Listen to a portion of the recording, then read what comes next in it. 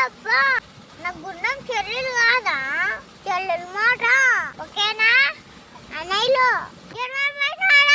మీ అమ్మకి మీ నాయనకి నీ పెద్దరాంకి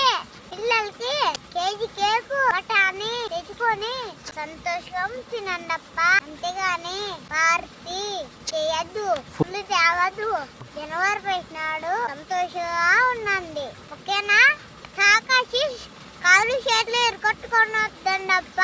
మీరు బాగుంటే మీ కుటుంబం బాగుంటాము.